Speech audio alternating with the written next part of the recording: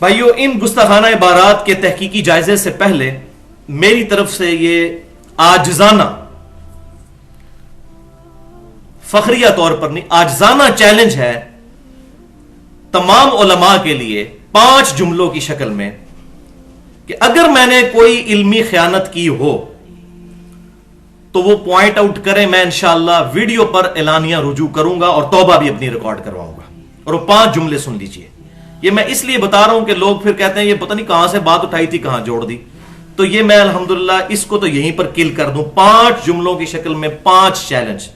Point number 1، اگر میں کسی ایسی کتاب سے عبارت پیش کر رہا ہوں جس کو اس مکتبہ فکر کے بزرگ اون ہی نہ کرتے ہوں، ان کے علماء، وہ کہیں یہ تو ہماری کتاب ہی نہیں ہے، تو میری غلطی پوائنٹ آؤٹ کریں. انشاءاللہ میں اعلانیہ توبہ اور رجوع اپنی ریکارڈ کرواؤں گا.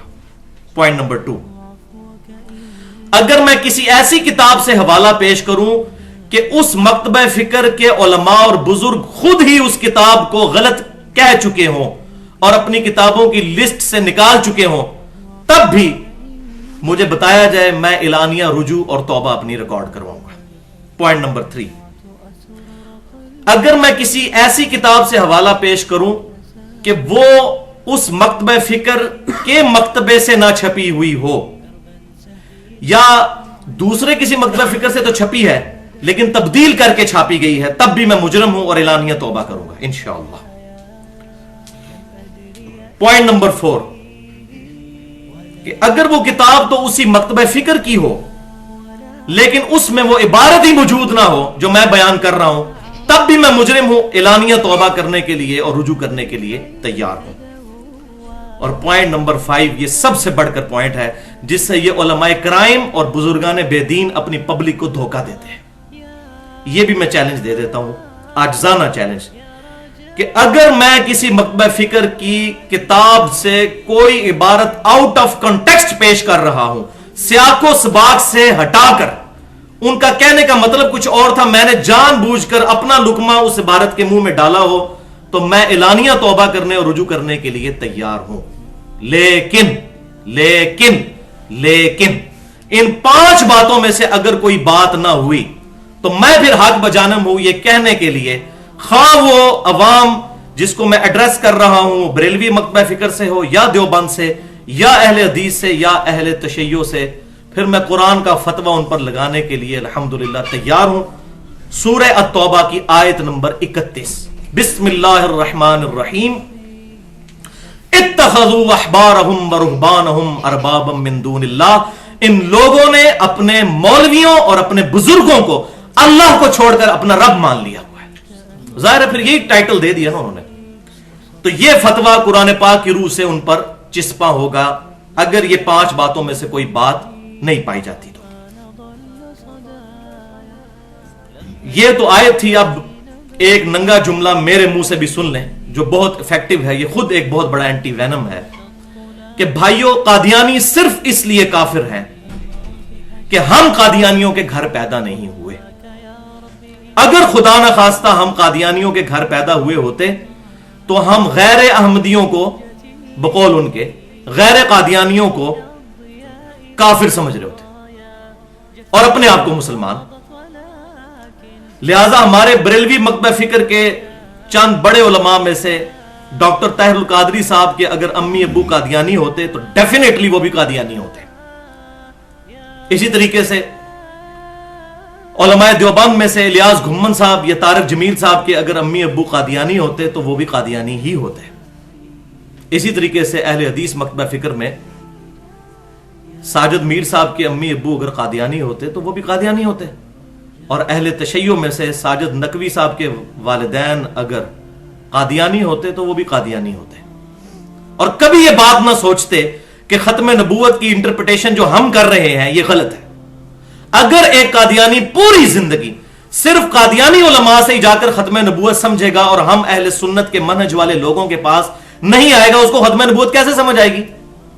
بالکل اس طریقے سے کوئی بھی بریلوی، دیوبندی، اہل حدیث یا اہل تشیع جب تک صرف اپنے مولویوں سے بات پوچھتا رہے گا اور کمپیریٹیو سٹڈی نہیں کرے گا باقی علماء کی رائے سن کر، تو ظاہر ہے کہ اگر اس کی کوئی غلطی ہے تو وہ غلطی ہی लेकर दुनिया से जाएगा, फिर क़यामत वाले दिन अल्लाह ताला को ये जस्टिफिकेशन दे सकता है कि या अल्लाह मैं तो पूरी जिंदगी अपने उलमा से पूछता रहा, मुझे तो खत्म नबूवत यही समझ आई थी, लिहाजा मैंने गुलाम अहमद कादियानी के बारे में ये क्लेम कर लिया, वलियाज़ु बिल्लाहि ताला। तो ये उज़र उसका अल्लाह ताला की बारगाह में काबिल कबूल होगा? कभी भी नहीं होगा। बिल्कुल इस तरीके से बाकियों के बारे में भी सोचना चाहिए। अब भाइयों, मेरी इन्हीं उलमा के साथ पर्सनल रिक्वेस्ट है, खा वो बरेलवियों के हनीफ कुरैशी साहब हों जो बहुत ज्यादा मुनाजरे करने पर शेर हैं, इसी तरीके से देवबंद में इलियास घुम्मन साहब, अहले हदीस में तालिबुर रहमान साहब, और उनके जो छोटे भाई सऊदी अरब में हर बंदे की छोटी छोटी गलतियां पकड़ के उसके कपड़े उतारने में मसरूफ हैं। इन सब उलमा को यह दावत आम है कि अगर ये समझते हैं कि इनके बुजुर्गों की ये इबारतें गुस्ताखाना नहीं है, तो अपने जुम्मों के खुतबों में अपनी पब्लिक को बताएं कि हमारे ये अकीदे हैं जो हमारे बुजुर्ग हमें बता कर गए। ला इलाहा इल्लल्लाह चिश्ती रसूलुल्लाह, बताएं पब्लिक को कि ये सूफिया की मार्फत की बातें हैं। ला इलाहा इल्लल्लाह अशरफ अली थानवी रसूलुल्लाह, अल्लाहुम्मा सल्ली अला अशरफ व अला आले अशरफ वलियाउज़ु बिल्लाहि ताला। ये बताएं पब्लिक को जुम्मे के खुतबों में कि ये हमारे अकीदे हैं, ताकि इनकी पब्लिक इनको जूते मारे और कहे कि इन लोगों के पीछे में चलाया हुआ है। कभी भी बयान नहीं करेंगे ये। इसका मतलब तुम तालमून, तुम जानते तो हो कि बातें गलत है। अगर ये इतनी हक पर मबनी है ये बातें, तो पब्लिक में बयान करें, और अगर पब्लिक में बयान नहीं करनी तो ये किताबें छाप छाप कर इनसे कमाइयां क्यों कर रहे हैं? अगर ये मार्फत की बातें ये समझते हैं कि पब्लिक में नहीं आनी चाहिए तो छाप रहे क्यों है? पैसे कमाने के लिए। वलियाउज़ु बिल्लाहि ताला। और यहां पर मैं आपको एक जोक की बात भी सुना दूं। आज से तकरीबन 2 साल पहले जब हमारा ये रिसर्च पेपर पब्लिकली आम हुआ, अंधाधुंध पैरवी का अंजाम, तो हमारे इस पूरे जहलम शहर के अंदर दीवारों के ऊपर बड़े बड़े पोस्टर लगाए गए, 2-2, 3-3 फुट के, प्रिंटेड फॉर्म में कागजों पर, और चॉकिंग की गई, जिसमें लिखा हुआ कि मिर्जा इंजीनियर मोहम्मद अली मिर्जा के नाम खुला खत। खुला खत क्या? इस पंफलेट के बारे में लिखा हुआ नीचे, और हमारी इस एकेडमी में यहां लगा कर गए वो। और मैंने भाइयों का इसको फाड़ना नहीं है, ये तो हमारी अल्हम्दुलिल्लाह मुफ्त दावत पहुंचने का एक जरिया है। वो कितना अरसा, जब तक वो बारिश से खुद उतर गया तो उतर गया, हमने नहीं उतारा उसे। और खुला खत क्या? उस पर लिखा हुआ कि ये बंदा जो है ये अपने फलां रिसर्च पेपर के फलां पेज पर, उसकी फलां सतर पर फलां बुजुर्ग की गुस्ताखी करता है। वो गुस्ताखी नहीं लिखी। क्या गुस्ताखी करता है? वो गुस्ताखी ये की है कि उधर लिखा हुआ है ला इलाहा इल्लल्लाह चिश्ती रसूलुल्लाह, और मैंने कहा ये कलमा कुफर है। ये मैंने गुस्ताखी की है। अब उनको भी पता है कि अगर ये जुमला लिख दिया तो लोग कहेंगे सही तो कहता है भाई, ला इलाहा इल्लल्लाह अशरफ अली थानवी रसूलुल्लाह, भाई सही तो कहता है ये कलमा कुफर है। अब उनको भी ये बात पता थी, इतना बड़ा उन्होंने पंफलेट छापा, और अल्हम्दुलिल्लाह जो है वो इसको दावत का जरिया अल्लाह तबारक व तआला ने बना दिया। वल्लाहु खैरुल माकिरीन, अल्लाह ताला सबसे बढ़कर खुफिया तदबीर फरमाने वाला है, अल्हम्दुलिल्लाह। तो मैं यहां पर भी यही बात करूंगा, किसी भी शख्सियत को फॉलो ना करें समेत मेरे। जब मैं लोगों से तोड़ रहा हूं तो अपने साथ भी नहीं जोड़ रहा। मेरी भी अगर कोई बात किताब और सुन्नत के खिलाफ है तो उसको छोड़ दें, लेकिन किसी आलिम के कहने पर कि फलां गुमराह हो गया है, फलां को फारिग कर दिया है, फलां तो फजूल आदमी है, फलां तो जो है वो गुमराह हो चुका है, किसी बंदे की बात भी किताब और सुन्नत के दलाइल के बगैर कबूल ना करें, ख्वाह मेरी बात हो, किसी बंदे की भी बात हो।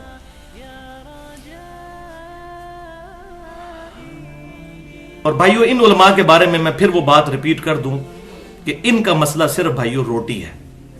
जो मसला नंबर 51 के नाम से अहले सुन्नत पाक.com पर मैंने 1.5 घंटे की गुफ्तगू रिकॉर्ड करवाई है, रिज़्क़ हराम, फितना माल, दुनिया परस्ती का अंजाम और उसका इलाज।